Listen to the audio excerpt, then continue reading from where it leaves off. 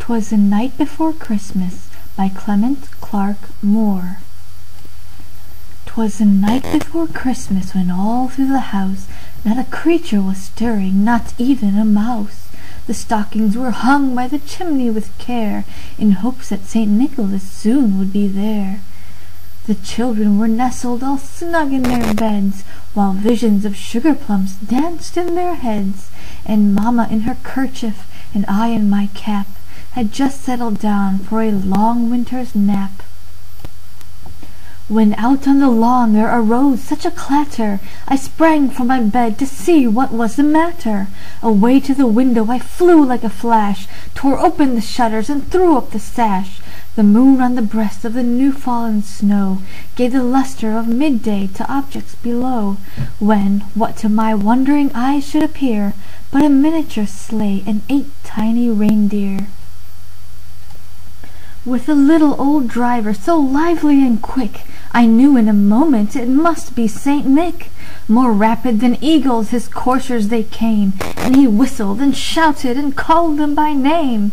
Now Dasher, now Dancer, now Prancer and Vixen, on Comet, on Cupid, on Donner and Blitzen, to the top of the porch, to the top of the wall, now dash away, dash away, dash away all.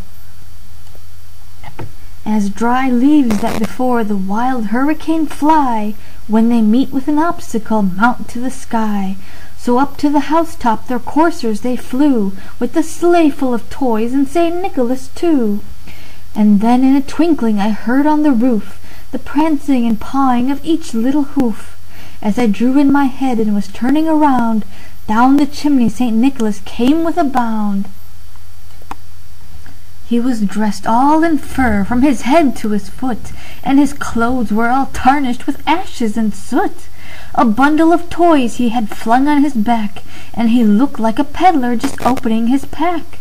His eyes, how they twinkled, his dimples, how merry, his cheeks were like roses, his nose like a cherry, his droll little mouth was drawn up like a bow, and the beard of his chin was as white as the snow.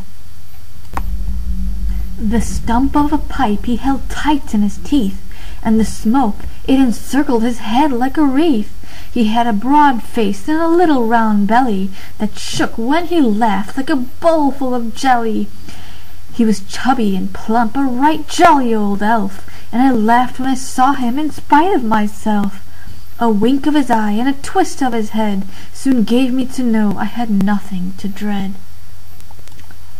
He spoke not a word, but went straight to his work, and filled all the stockings, then turned with a jerk, and laying his finger aside of his nose, and giving a nod, up the chimney he rose. He sprang to his sleigh, to his team gave a whistle, and away they all flew like the down of a thistle.